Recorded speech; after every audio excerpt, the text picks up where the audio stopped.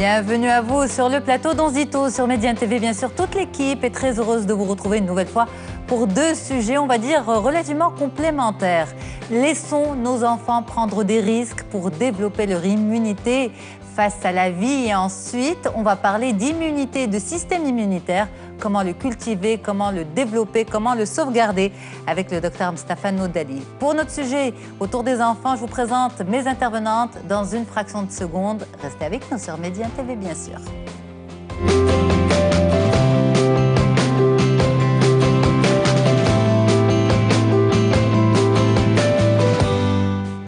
Laissons nos enfants prendre des risques. C'est une problématique récurrente dans les sujets, on va dire, de parentalité. Est-ce qu'il faut vraiment les laisser prendre des risques? Jusqu'à quel degré? Est-ce que c'est nécessaire? Est-ce qu'il faut les livrer à eux-mêmes? Autant de questions qu'on se pose tous en tant que parents. Et je suis très heureuse de vous avoir avec moi sur le plateau aujourd'hui. Mounia Naïtsibaha, bonjour. Bonjour. Vous êtes psychologue clinicienne. Effectivement. Et Hanan Oubidar, bonjour. Bonjour. Merci Yasmine. beaucoup d'être là. Vous êtes psychothérapeute. Exact. Alors, mesdames, ça c'est vraiment on va dire une problématique de parents, 100%. Laisser nos enfants prendre des risques, les spécialistes le disent énormément. C'est à travers l'expérience que, on va dire, la vie s'apprend, mais on a du mal à couper le cordon. Alors, on va y aller étape par étape. Est-ce que c'est important de les laisser voler de leurs propres ailes? Et à partir de quel âge, Mounia Naïtsibaha? Alors, est-ce que c'est important? Je pense que c'est nécessaire. Alors, laisser ses enfants prendre des risques, c'est les laisser grandir, c'est leur donner une marge de manœuvre pour reconnaître, connaître et développer leurs forces, mais aussi connaître leurs limites. Alors, le contraire serait de ne pas les laisser prendre des risques. Et là, c'est dire à son enfant directement et clairement qu'on ne croit pas en lui. Nous, ses parents, les personnes qui le connaissant, ou du moins à un certain âge le plus, eh ben, on ne croit pas en toi. Et pour nous, tu ne peux pas t'en sortir. Donc le contraire serait tout simplement impossible. Très destructeur pour cet enfant qui va devenir adulte et qu'on va devoir accompagner tout au long de sa vie pour y arriver. Mais en fait, en tant que parent, on n'arrive pas à décoder justement les explications des spécialistes ou les recommandations des spécialistes. Laissez vos enfants prendre des risques. On ne sait pas qu'est-ce que ça veut dire sur le terrain. Ça veut dire quoi prendre des risques et de quels risques parlez-vous, vous les spécialistes? Je vous pose la question, Hanan Oubidar. Alors, au fait, quand on parle de risque, c'est pas les laisser faire des énormités, des bêtises qui vont carrément leur nuire. Donc, l'idée vraiment, c'est de les laisser prendre des initiatives dans leur vie au quotidien et puis faire des choses qui peut-être nous, parents, on a du mal à laisser les enfants les faire dans un premier temps.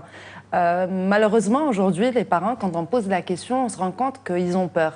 Et c'est normal qu'ils aient peur avec tout ce qui se passe, avec en plus tout ce qui est médiatisé. Maintenant, en fait, n'importe quel accident qui survient dans n'importe quel espace, on va dire, sur Terre, on est informé. Donc, du coup, les parents, ils ont peur. Donc, après ça, ils vont avoir peur même pour que l'enfant prenne un couteau et qu'il puisse couper des légumes, un enfant qui puisse sortir tout seul avec ses copains, qui puisse voyager.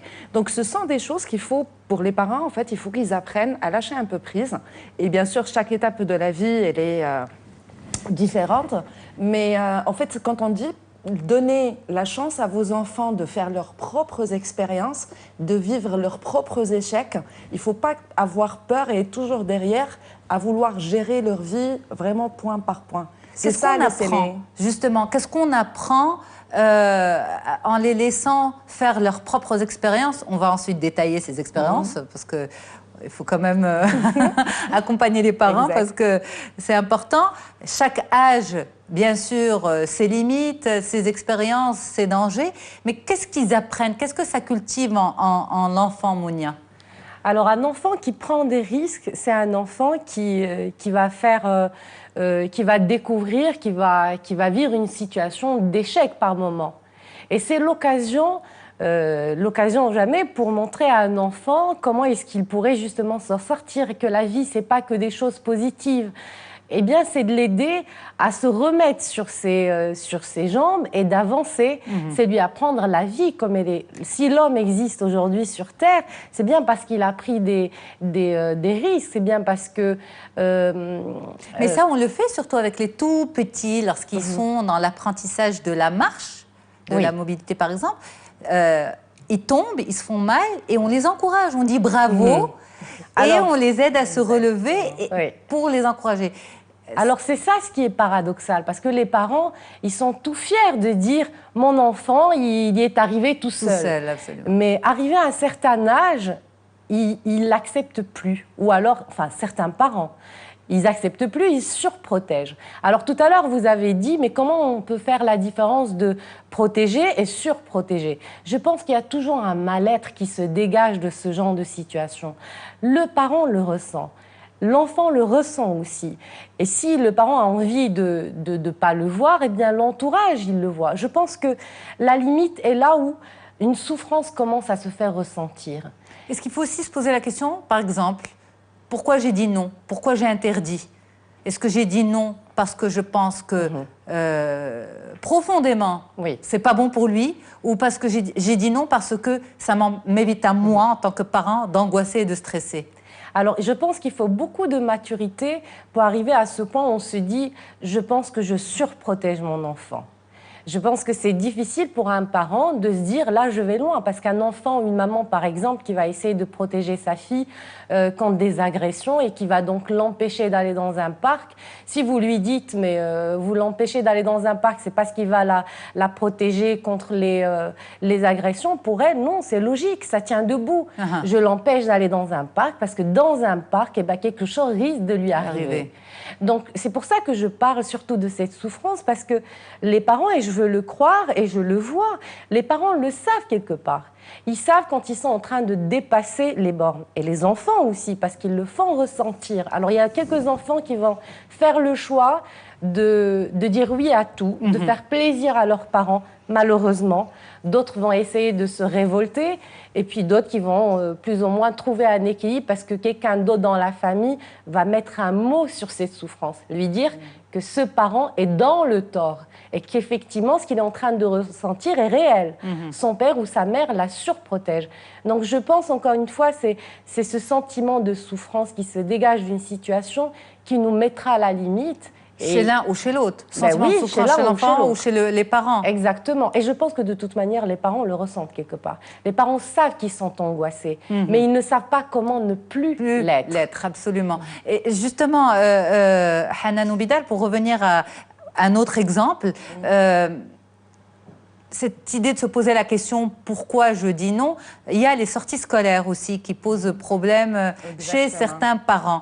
Alors, face à une sortie proposée par la classe, un parent va dire moi je préfère ne pas envoyer mon enfant parce qu'il sera en dehors de la sphère, enfin de l'école, de la classe.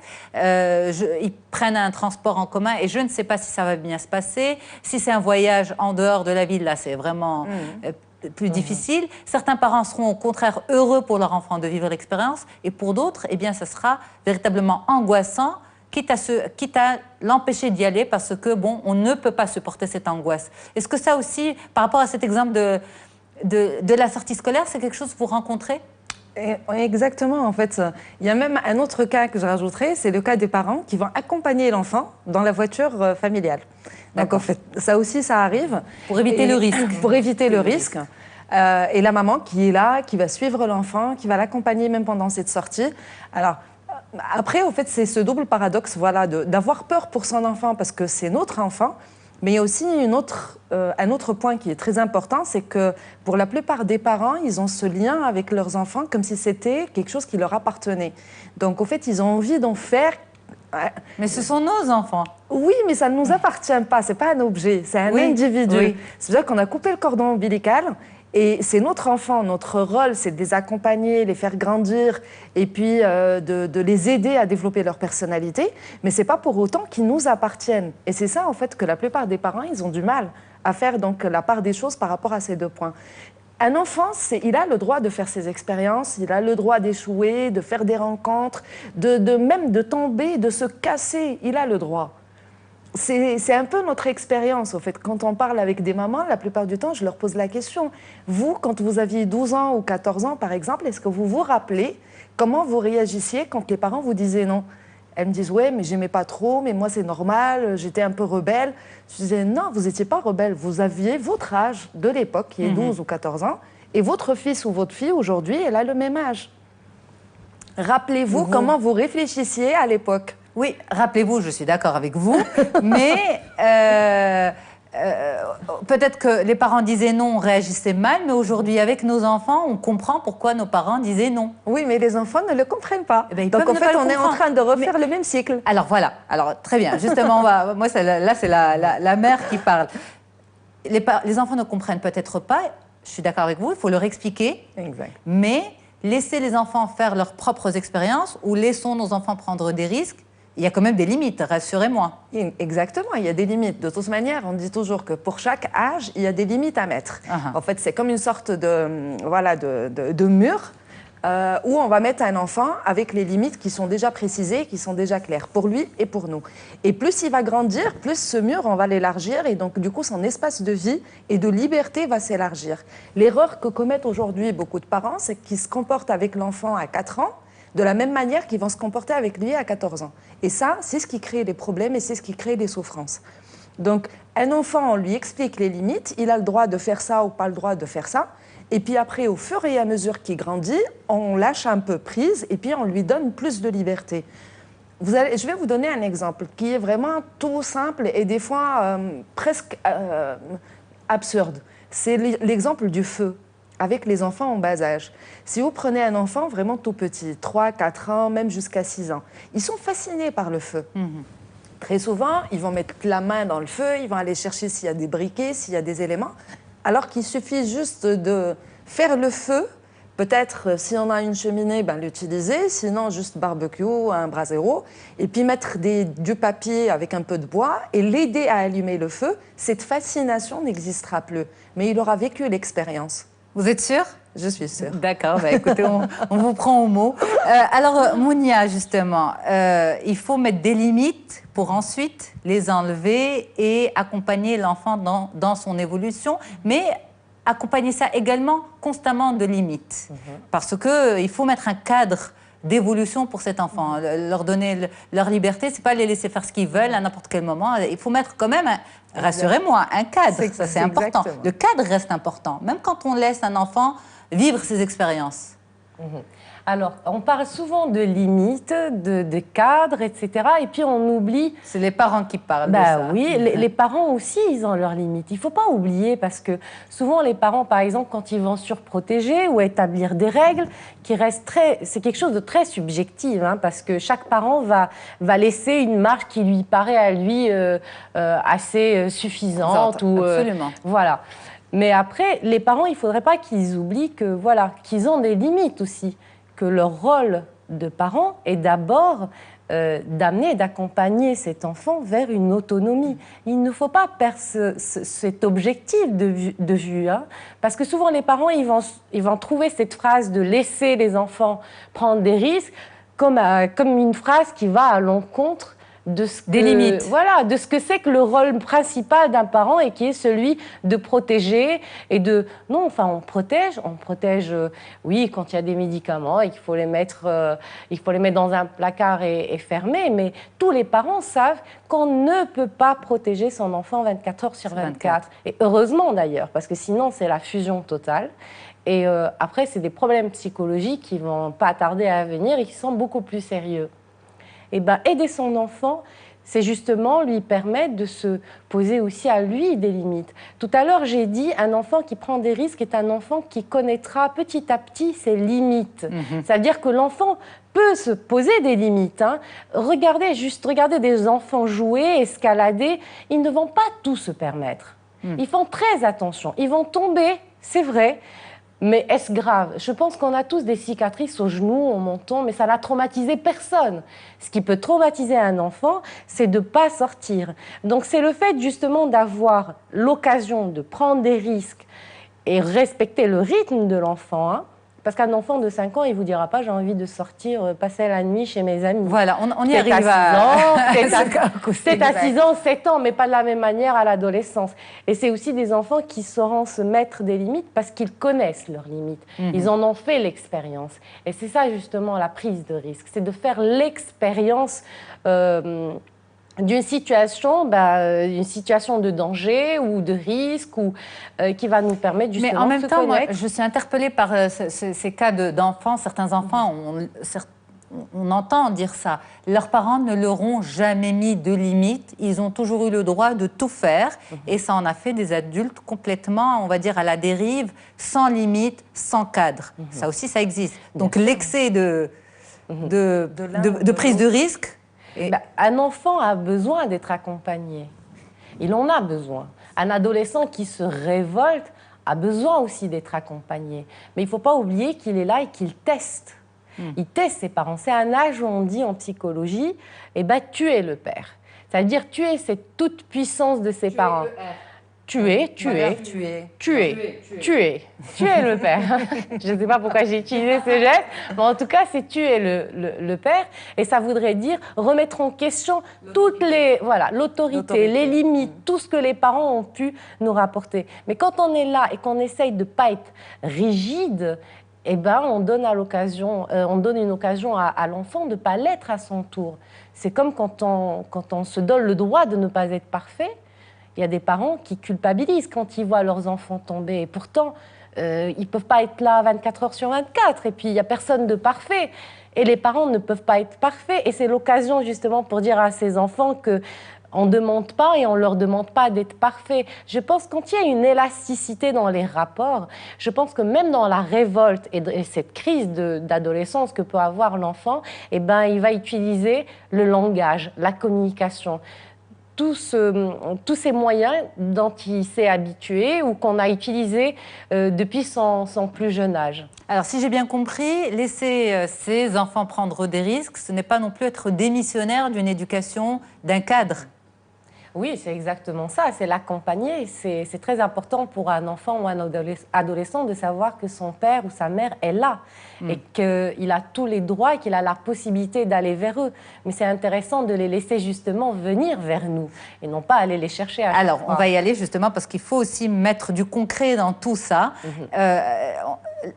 Quand ils sont petits, vous l'avez dit, on a peur qu'ils tombent, on a peur qu'ils se fassent mal. Mais bon, on va dire que ça reste quand même sous contrôle. Là où ça pose peut-être le plus de problèmes, c'est quand ils commencent à vouloir aller vers l'extérieur. La nuit chez les amis, voyager seul, sortir le soir. Alors les parents, à ce moment-là, ils sont complètement désarmés. Qu'est-ce que je fais ? Je la garde à côté de moi et je dors tranquille. Ou bien je dis oui et à ce moment-là, j'angoisse jusqu'à ce qu'elle ou il rentre. Quelle est la limite, on va dire, en termes d'heures acceptable. Alors, justement, on va sur ce point, Hanan ou Bidat. Alors, par rapport à ça... La nuit dehors. En fait, il n'y a pas que la nuit dehors, parce que... Moi, la nuit dehors chez les amis. Chez les amis, je leur dis peut-être ça va vous angoisser quand l'enfant il a 15 ans, 16 ans et qu'il est toujours là parce qu'il est au lycée. Mais ce que vous oubliez, c'est dans 1 an ou 2, il va peut-être partir dans une autre ville ou un autre pays et puis il pourra faire ce qu'il veut. Donc, ne regardons pas juste le bout de notre nez. Soyons un peu dans les prévisions et regardons un peu plus loin. Ça veut dire que cet enfant, si je ne lui apprends pas tout de suite à être autonome, à être responsable, à savoir ce qu'il doit faire et ce qu'il ne doit pas faire, ça ne veut pas dire que je vais le jeter dans la rue, non, mais je vais l'accompagner. Peut-être que les premières nuits qu'il va passer dehors, ça va être chez la famille, chez les cousins, chez des amis, mais dont je connais la famille, les parents. Donc, je l'accompagne jusqu'à la maison et puis je sais qu'il est... sous la tutelle, on va dire, de l'autre maman. Donc, ne faisons pas les choses dans l'extrême ou dans l'autre, systématiquement. Trouvons un juste milieu pour accompagner nos enfants. C'est aussi des enfants, en fait, qui sont surprotégés. Ce n'est pas toujours dans des choses comme ça qui font plaisir aux enfants. Des fois, c'est même le côté un peu... le contact avec les autres. Vous allez trouver des parents qui les surprotègent. Pour aller à l'école, c'est la maman qui raccompagne à l'école. Pour aller faire les cours supplémentaires, c'est pareil. Pour aller chez les copains, c'est même papa ou maman qui font le chauffeur. Et puis, un jour, l'enfant, il a besoin de prendre peut-être les transports en commun tout seul. Et là, il est complètement paumé. Parce qu'il n'a jamais appris à le faire. Tout à l'heure, vous avez posé la question au début pour dire qu'est-ce qu'il va gagner avec cette prise de risque. Au fait, il va gagner l'autonomie, il va gagner la confiance, il va gagner aussi pouvoir compter sur lui-même. Parce que c'est ça qui est important et c'est ça qu'on a envie d'apprendre aux enfants. Quand j'apprends à un enfant d'aller prendre peut-être un papier dont il a besoin au niveau d'une administration publique et que je lui dis vas-y ou je le dépose et puis je l'attends dehors et je le laisse se débrouiller. Pour lui, c'est une prise de risque. Peut-être qu'il ne ramènera pas le bon papier. Peut-être qu'il prendra beaucoup de temps. Moi, je dis juste aux parents. Et après ? Ça va prendre peut-être plus de temps. Ça va demander 2 allées-et-viens. Ça va demander... Et après, qu'est-ce qui va se passer ? Rien. Sauf que l'enfant aura appris. Et c'est cette question que je pose toujours. Et après ? Ne soyez pas toujours dans le... Qu'est-ce qu'on vous répond, justement, quand vous dites, des fois, après... c'est l'extrême. On me dit, ah, il va se blesser. Je lui dis, et après ? Et après ? Oui. Et on s'est blessé quand on était petit. Par rapport au papier administratif, justement, beaucoup de parents pensent que leurs enfants sont incapables de s'en sortir, qu'il faut absolument... Quand ils arrivent à l'âge de la carte d'identité nationale, il faut préparer le dossier, il faut tout préparer. Certains parents reprochent à leurs enfants d'être incapables de le faire tout seul. Exact. Alors, et puis on voit ensuite, par rapport aux inscriptions, dans les écoles, dans les études supérieures, certains parents qui remplissent toujours les dossiers pour leur enfant. Mais moi, c'est ce que je leur dis. Alors, en fait, c'est un accompagnement qui doit se faire vraiment, pas à la petite enfance, mais au moins dès 10 ans, on doit responsabiliser l'enfant. Une des premières choses, je le dis aux parents, pourquoi c'est vous qui allez l'inscrire à l'école ? Vous lui donnez, même si c'est une école privée, donnez-lui le chèque, laissez l'enfant y aller tout seul, qu'il paye les mensualités de son école. Responsabilisez-le, donnez-lui des petites choses à faire, peut-être des courses à faire. Vous allez dans un supermarché, vous avez besoin juste de lait parce que vous avez oublié de le prendre. Donnez-lui l'argent et restez dans le parking, attendez qu'il revienne. Apprenez-lui cette autonomie tout doucement et pour vous, c'est une prise de risque. Alors le problème, c'est un peu le phénomène, ce qu'on appelle les parents hélicoptères, c'est qu'ils sont là, au-dessus de la tête de leur enfant, voilà, en drone, et puis ils veulent tout maîtriser. Et ça, c'est un autre problème, c'est un trait de caractère, comme on dit chez les personnes.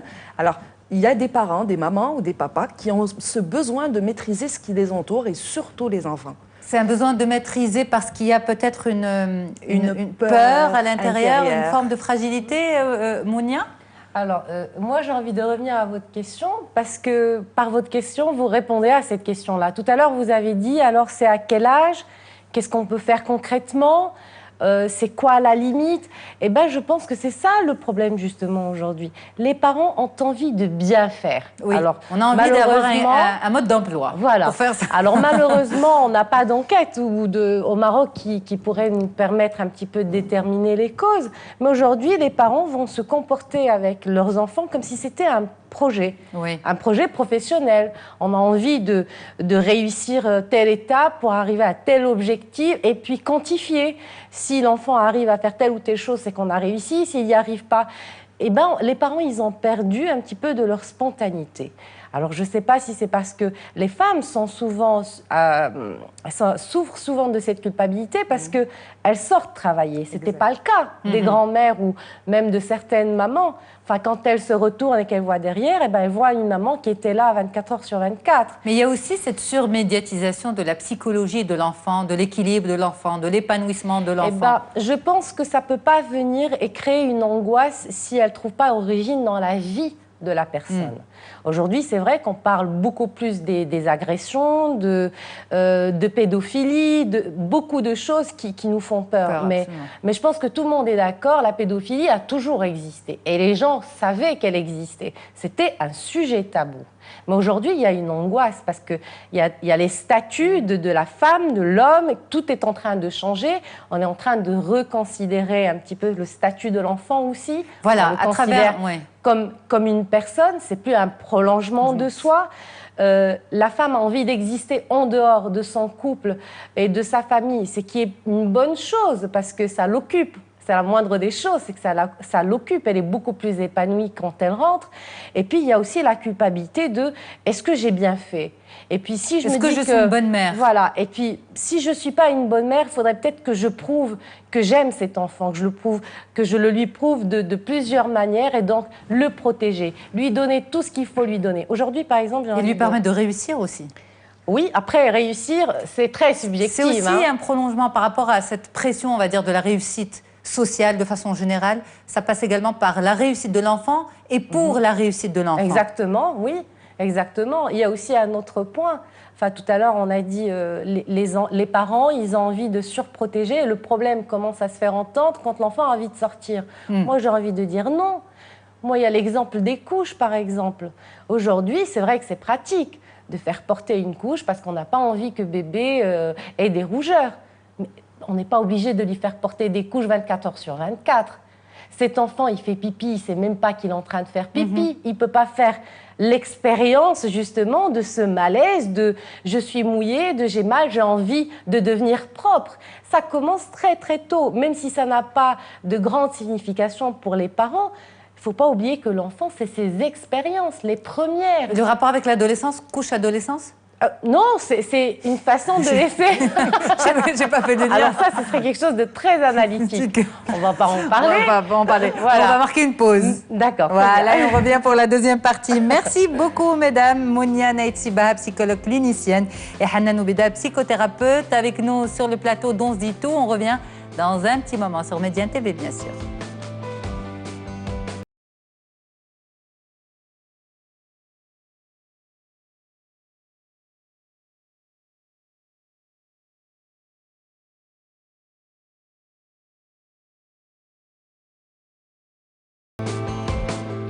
Allez, on revient justement pour continuer cette discussion. Laissons nos enfants prendre des risques, mais de quels risques parle-t-on et à quel degré? Eh bien, tout un apprentissage à faire aujourd'hui avec nos spécialistes Mounia Naïtsibaha, psychologue clinicienne, et Hanan Oubida, coach, psychothérapeute. Merci beaucoup, mesdames, d'être sur le plateau d'On se dit tout. Laisser nos enfants prendre des risques, c'est aussi leur éviter certains problèmes, on va dire psychologiques ou autres, certains malaise. Qu'est-ce que le futur adulte a à perdre s'il n'est pas, on va dire, convenablement accompagné par ses parents dans cet apprentissage de l'autonomie, Hanan Oubida? Alors ça, on va le remarquer très tôt chez les jeunes adultes, où en fait, ce qui se passe, c'est qu'ils n'ont pas cette notion de prise de risque, même dans leur vie professionnelle. Je vous donne l'exemple, par exemple, d'un jeune qui est en train de chercher un emploi.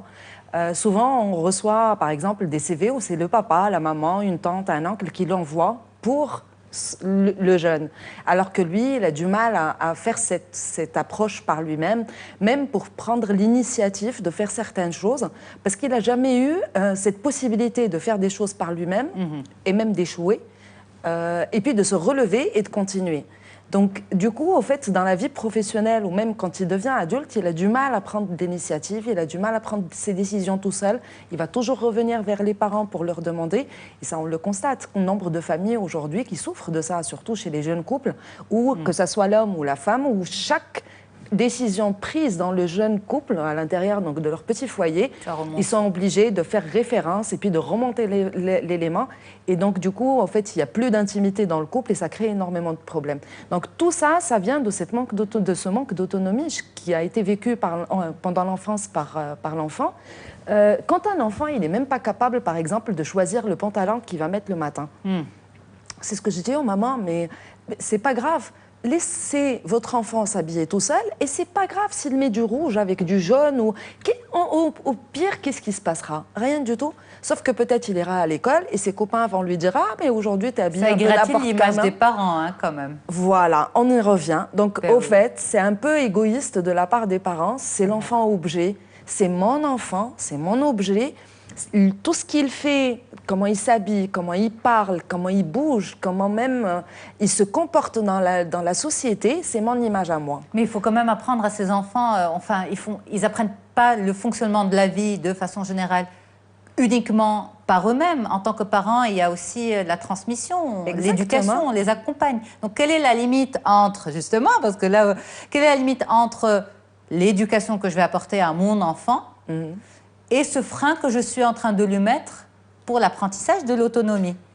Eh ben, je pense que c'est l'enfant qui va le mettre, ce frein, justement, parce que c'est vrai qu'on est imprégné par l'éducation qu'on a eue, mais l'enfant, lui, il saura tout remettre en question, il dira non. Et je pense que c'est là où ça devient très intéressant, parce qu'il faut justement laisser ses enfants le dire, ce non. Les laisser ne pas nous satisfaire et, comme a dit Hanan, ne pas être nos désirs, enfin notre objet de désir. Alors justement, on enchaîne sur ce que disait à l'instant Hanan. C'est, moi en tant que parent, je me pose cette question. Quelle est la limite entre l'éducation à donner à ses enfants? Parce que Hanan, vous disiez, ben, c'est pas grave, il ne faut pas considérer les enfants comme une continuité de soi. Je suis parfaitement d'accord avec vous, mais en même temps, on donne une éducation à nos enfants. Un exemple très simple, se tenir à table. Oui. Sous prétexte de vivre leurs expériences, on ne va pas les laisser faire ce qu'ils veulent. Il y a une tenue, il y a une retenue, il y a la politesse, il y a on va dire, ce b.a.-ba des interactions humaines. Alors, quelle est la limite entre l'éducation que je vais donner à mon enfant et le fait de le laisser faire ce qu'il veut, vivre son expérience et limite empiéter sur sa liberté? D'accord. Alors, quand, par exemple, vous parlez de se tenir à table, c'est un exemple, au fait, qui est différent d'une culture à l'autre. Dans la nôtre. Je pense que même dans la nôtre, ça peut être différent d'une famille à l'autre. Oui, mais il y a des principes. Il y a des principes, on va dire... il y a des principes qui vont... fédérer tout le monde. Alors, je comprends ce que vous voulez dire. Alors, je dirais que la limite... Je ne suis pas rigide comme maman, ça va. Alors, la limite, elle est là où commence la liberté de l'autre. Si on a un enfant qui mange et qui en met partout sur les autres, là, ça pose problème, parce que qu'il s'en mette sur lui et que ça lui fasse plaisir, pourquoi pas? C'est quoi le mal? De toute manière, si après ça le dérange et qu'il est sale, eh ben, c'est une occasion aussi de lui apprendre la responsabilité. Parce que qui dit liberté, prise de risque, dit aussi responsabilité. Quand nous donnons une liberté à son enfant, quand nous lui laissons une marge pour prendre des risques, eh ben, on lui explique aussi qu'il y a des responsabilités derrière, qu'il va devoir assumer. Et c'est comme ça la vie plus tard. Il faut calculer un petit peu ce qu'on a envie de faire et connaître sa limite par rapport aux autres. Alors en fait, c'est presque se rééduquer pour accompagner ses enfants. C'est au niveau de l'adulte que nous sommes, au niveau des parents, que tout le travail doit être fait. Qu'est-ce que vous en pensez, Mounia? Alors, je pense qu'il est très important de se poser des questions. Mais encore une fois, j'ai envie de dire que quand on est un parent qui est dans la surprotection, on est un parent angoissé. Est-ce qu'on peut le faire? Est-ce qu'on peut y arriver tout seul? Alors, si on a cette maturité, tant mieux. Si on ne l'a pas, c'est là où il y a le rôle de l'autre. Pour nous appeler, un petit peu attirer notre regard sur un comportement qui peut être excessif. S'éduquer, je ne pense pas, parce que si on demande aux parents de refaire toute leur éducation, c'est comme si on ne les acceptait pas avec leurs défauts. C'est comme si on leur demandait de devenir parfaits. Et ça leur donne à ce moment-là tout le droit de demander la même chose à leurs enfants, alors que ce n'est pas ça l'éducation. Mais alors justement, demander aux parents d'être parfaits, ok, mais dans ce cas-là, est-ce que ces parents doivent laisser ces enfants vivre leurs expériences ou bien ces parents angoissés, par exemple, rester sur leur angoisse? Moi, je suis comme ça, je suis une maman, je suis un papa angoissé, je ne peux pas supporter que mes enfants aillent vivre ça, et donc, pour me protéger, pour les protéger, et vu qu'on me dit que je ne peux pas être un parent parfait, je reste sur mon principe. Non, parce que là, on dépasse sa limite de parent. Parce que là, on ne considère plus son enfant comme une personne. On le considère comme une chose, comme un objet, comme un prolongement de soi, et donc on n'est pas dans le respect de l'autre. Tout à l'heure, quand on a parlé d'un enfant, par exemple, qui a envie de manger un petit peu à sa manière, il peut, mais il ne peut pas éclabousser les autres qui sont à table. Et bien, c'est pareil pour le parent. Ce travail d'investigation, ce travail de remise en question, le concerne lui. S'il a envie d'entreprendre ce travail, tant mieux. S'il n'a pas envie, eh ben, c'est clair que ça va être difficile dans l'éducation, mais il n'a pas justement le droit de se permettre de projeter justement ces angoisses sur ses enfants et les empêcher à ce moment-là de grandir. D'où l'importance du tiers. Du tiers, c'est le spécialiste pour vous? Non, pas forcément. Le tiers, c'est une autre personne. C'est soit le mari, soit la personne qui peut occuper un petit peu le statut du père, soit la mère quand c'est le père qui est dans la surprotection, et pourquoi pas un professionnel quand justement la demande est là. Parce qu'un professionnel ne peut intervenir que si la demande émane de la personne qui est concernée. Absolument. Donc, ce sujet nous amène aussi à évoquer ce point qui est extrêmement important, la différence entre l'accompagnement et la protection et la surprotection. Mais ce qui peut sembler être de la surprotection pour vous, en tant que spécialiste, peut sembler une simple protection pour les parents. Exactement. En fait, pour les parents, la plupart du temps, c'est ce besoin aussi. Tout à l'heure, vous avez dit parent parfait. Alors, très souvent, oui, c'est vraiment... Le parent, il a ce besoin d'être vraiment le papa parfait pour pouvoir avoir l'enfant parfait par la suite. Sauf qu'un enfant, s'il se salit, s'il ne s'habille pas convenablement, s'il se blesse, ça ne fait pas de lui un enfant imparfait non plus. Au contraire, ça va le faire grandir. Donc, au fait, la différence entre l'accompagnement, c'est d'être là. C'est par exemple, beaucoup de questions sont posées notamment sur Internet pour les mamans qui sont en fait, qui disent jusqu'à quel point je peux laisser la liberté à mon enfant d'aller sur Internet. En fait, oui, laissez-le aller sur Internet, vous n'allez pas lui interdire. Parce que c'est vrai qu'on a parlé que de l'extérieur, hein, mais Internet même aussi. à l'intérieur. Hein. Absolument. Donc, en fait, il peut aller sur Internet parce que ses copains y vont et sinon, il va se sentir un peu différent des autres et puis ça va créer un complexe. Voilà. Mais à ce moment-là, je le surveille. Aujourd'hui, il y a des logiciels qui permettent aux parents de voir où va le parent. Je peux le protéger pour ne pas aller sur les sites, voilà l'enfant, pour ne pas aller sur les sites un peu déconseillés aux enfants. Je peux même regarder avec qui il a des conversations téléphoniques. Donc, les logiciels espions, c'est pas ce qui manque. Donc, vous encouragez. Voilà. Mais c'est normal parce que ça me permet, en fait, de moi, rassurer. en tant que maman, d'être rassurée par rapport à mon enfant, surtout dans un espace où il y a un réel danger. Après, sur la vie et dans le quotidien, c'est vrai que sur certains éléments où vraiment c'est très difficile, voyager tout seul et autres, je vais faire quand même des limites et faire en sorte qu'il ait ces expériences avec des personnes qui sont adultes ou qui peuvent l'accompagner dans un premier temps avant qu'il soit autonome. Mais il ne faut pas non plus que je sois toujours sur mes gardes parce que ce qui se passe, c'est que l'enfant surprotégé va lui-même en souffrir quand il va grandir et partir. Eh bien, on a développé tout cela avec vous. Merci beaucoup, mesdames. Mounia Neitibaha, vous êtes psychologue clinicienne et Hanan Oubidal, vous êtes coach psychothérapeute. Merci pour cette belle discussion, ce bel échange avec vous. On enchaîne dans un petit moment sur l'immunité ou la baisse d'immunité. Qu'est-ce que c'est exactement? Les détails dans quelques instants. Restez avec nous.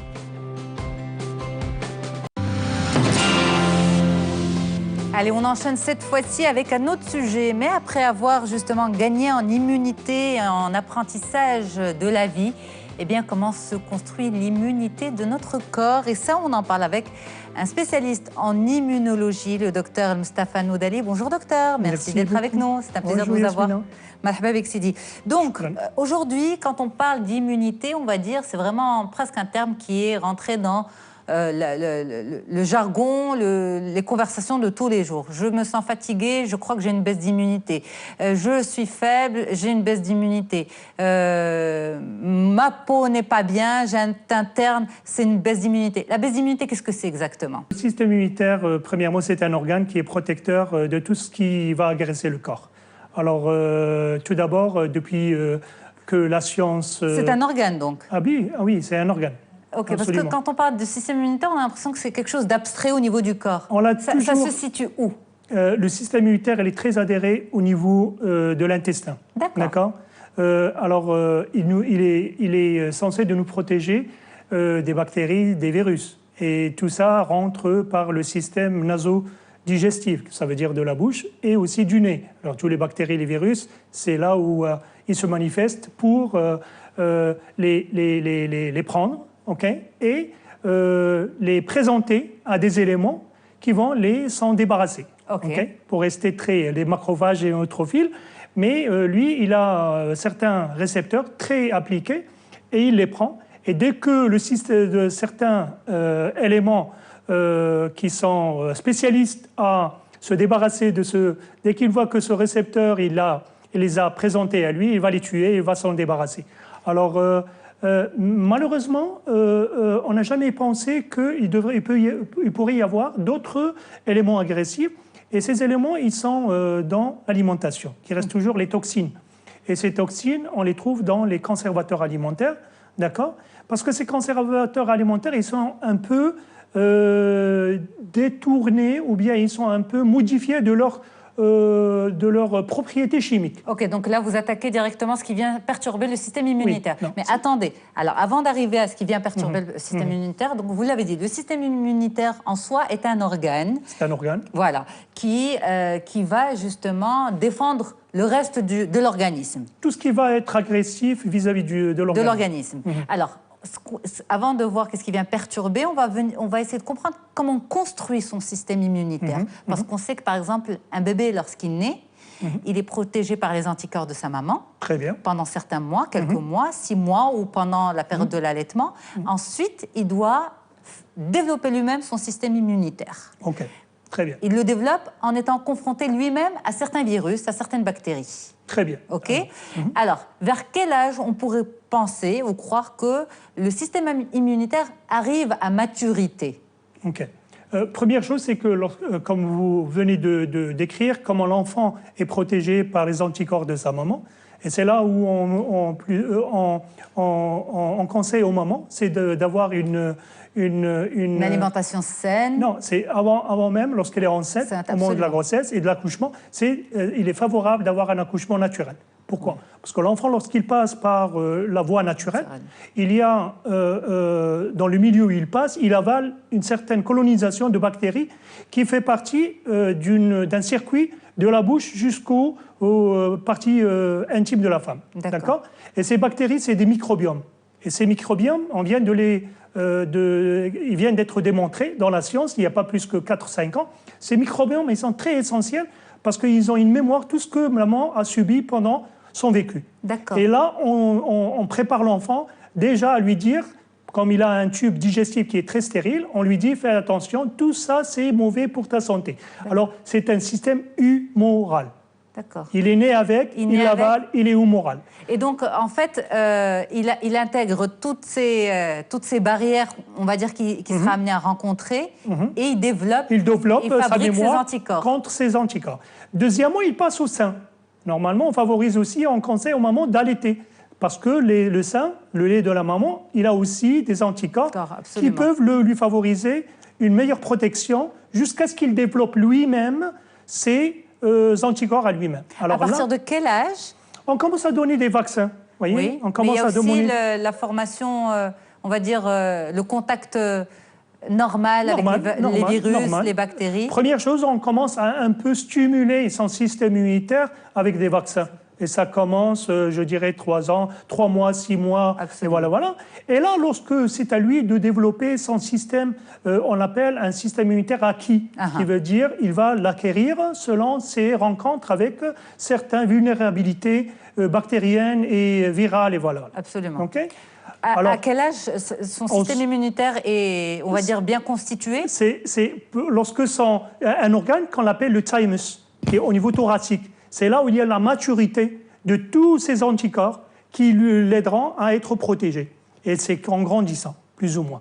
En grandissant, son thymus, il va grandir et il va commencer à avoir un système immunitaire. Plus ou moins 5 ans, 6 ans, 7 ans je dirais plus. Je dirais 8 ans, 9 ans. 9 ans, absolument. Le système immunitaire arrive à maturité. Il arrive un peu à rencontrer tous les agresseurs, plus ou moins. Mais ça reste toujours... mais il faut le fortifier, ce système. Il faut le fortifier. Voilà. Alors, le système immunitaire, il fait partie du système... plus ou moins, c'est un système qui appartient à une partie du cerveau qu'on appelle le parasympathique. Vous voyez, c'est un cerveau qui nous permettra de se reconstruire. Mais on a un autre système qu'on appelle le sympathique. Et là, il est considéré comme un cerveau de se bagarrer ou fuir un événement. Ça veut dire le stress. Et là, il stimule une hormone qui est très précise, que ce soit l'adrénaline. Certains moments de temps, on a des examens, on a un voyage de courte durée. Notre adrénaline nous donne cette superpower, comme on dit, Superman, pour effectuer cette tâche qui est presque pas au quotidien. Surhumaine. Surhumaine. Alors, mais lorsqu'on rentre dans un stress de différents événements, et surtout lorsque l'enfant, dans son parcours, et là, je précise toujours comment il peut vraiment renforcer son système immunitaire, c'est par l'amour, plus ou moins, c'est par la protection. Plus que par l'alimentation?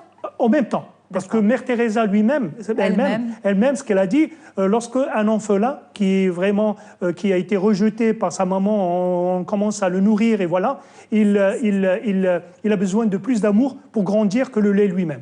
Voyez. Alors le fait, c'est que ce qui est étonnant, et maintenant on met les émotions et ce soutien émotionnel, familial, maternel, plus important que ce qu'on mange. Ça, c'est un immunologiste qui le dit. Ah oui, oui, oui, c'est clair. Un immunologiste, parce que l'immunologie est la fondation d'un bien-être. La fondation d'être, de ne pas tomber dans les maladies. Donc, quand vous dites c'est la fondation du bien-être, la fondation de la santé, c'est pas uniquement bactéries, virus, c'est beaucoup plus que ça. C'est aussi tout le volet de l'émotionnel. Le volet émotionnel, il vient d'atterrir aussi dans la science et dans les recherches scientifiques qu'il pourrait être l'origine de cette fluctuation d'un système immunitaire qui est déséquilibré et qui n'est pas très fort.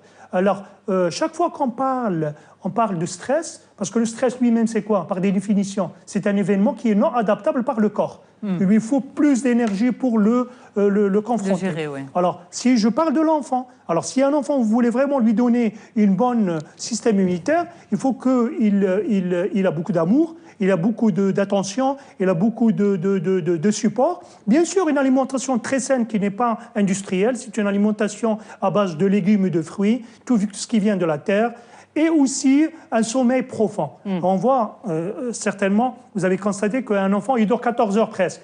Alors à chaque fois qu'il mange, il dort, il mange, il dort. C'est de cette façon que l'enfant peut grandir. Parce qu'en rentrant dans un sommeil très profond, on les appelle les ondes alpha, et c'est là où il y a, surtout le soir, c'est nécessaire pour la construction de... Ah oui, c'est pour de la reconstruction et réparation cellulaire de l'être humain. Pour l'adulte aussi, c'est le même principe. Oui. Maintenant, ça a été avéré et ça a été démontré que le soir, plus ou moins si on dort très tôt, et on peut se stimuler une hormone qui est très spécifique au bien-être, c'est la mélatonine, et c'est une hormone qui est de sommeil, et elle peut régénérer... Comment on peut la stimuler, docteur? Je vous interromps, pardon. C'est de dormir un sommeil profond. Un sommeil... Mais est-ce qu'on peut la stimuler nous-mêmes, c'est-à-dire amener ce sommeil? Certaines personnes ont du mal à dormir. Très bien. Il y a quelque chose qui les bloque. Il y a quelque chose qui les dérange. Il y a quelque chose qui les retient dans ce système de se fuir, se bagarrer avec un événement. Système sympathique. Sympathique et parasympathique. Parasympathique. Alors, si le système sympathique, le système sympathique, il nous sert de toute façon. C'est quelque chose de très essentiel à la survie de l'être humain. On ne peut pas vivre sans le système sympathique, parce que c'est lui qui nous protège contre, en voyant un accident dans la route, dans l'autoroute, et ça nous donne toutes ces capacités de faire réaction. Travailler notre intellectuel et notre expérience et notre vécu auparavant pour vraiment fuir de cette collision avec une autre voiture. C'est elle qui me donne en ce moment toute cette information que je récapitule de ma mémoire et de la mettre de la présenter dans une fluidité assez... C'est stressant à ce point, docteur Naudely? Non, c'est un stress positif. C'est un stress qui va nous servir. Alors le matin, lorsqu'on se réveille le matin, entre 6 heures du matin, 6 heures et 8 heures du matin, on est éveillé, on peut se mettre sur les pieds, on est bien, et là, ça nous permettra de ne pas dire « oh, j'ai envie de dormir », parce que ça te dit « non, il faut que tu ailles à ton cabinet, il faut que tu ailles travailler, il faut que tu ailles à chercher comment accomplir tes besoins fonctionnels au quotidien ». Donc, d'où l'intérêt aussi de ce système sympathique, il ne faut pas non plus... Il ne faut pas l'abuser. Voilà, absolument. Il faut le préserver avec un bon stress et lutter contre le mauvais stress. Absolument. Donc, le système immunitaire se construit, vous l'avez dit, dès l'accouchement. Dès l'accouchement, absolument. Chez le tout petit. C'est un microbiome qui est déjà prêt à l'emploi, c'est le cadeau de la nature. Oui, dans un parcours naturel. Et il peut s'en servir pour être prêt à des agressions qui lui seront là. J'aimerais seulement, Yasmina, si vous permettez, et préciser sur ce système sympathique qui va initier la cortisol, une hyperactivité de la cortisol hormonale dans le corps. C'est bien d'avoir de la cortisol, mais pas trop au-delà des normes, pas moins au-delà des normes, parce que si on a... La cortisol, en fait, vous l'avez introduite sans trop expliquer. Est-ce que vous pouvez... Cortisol, c'est le système sympathique. Sympathique. On ne peut pas se lever le matin, sauf si notre cortisol est plus ou moins est dans un degré très élevé, plus ou moins adéquat. OK. Parce que c'est comme la cortisol est considérée comme... C'est une hormone. C'est une hormone qui va nous permettre d'acquérir l'apport énergétique. D'accord. Le sucre, le glucide. Et c'est elle qui va dire j'ai besoin de glucides. Alors, pendant la journée... Pourquoi il ne faut pas qu'elle soit trop sollicitée ou trop basse? Parce que si elle est trop basse, on ne peut pas effectuer une activité continue, spontanée. Et si elle est on est trop fatigué. Si on commence très bas, on finit la journée très tôt. On est fatigué. Si on est trop hyperactif, on sait très bien... C'est mauvais aussi pour... Parce que les glandes surrénales, ils vont mourir un jour. Ils ne vont plus produire. Alors, c'est des termes un peu techniques pour nos téléspectateurs, les glandes surrénales, la cortisol, tout ça. En tout cas, ce qu'il faut retenir, si vous me permettez de faire une conclusion, parce qu'il faut qu'on libère l'antenne et qu'on donne, qu'on passe qu'on dise au revoir aux téléspectateurs, je vais y arriver, c'est que le système immunitaire se construit dès la naissance. On stimule ensuite les enfants grâce au vaccin.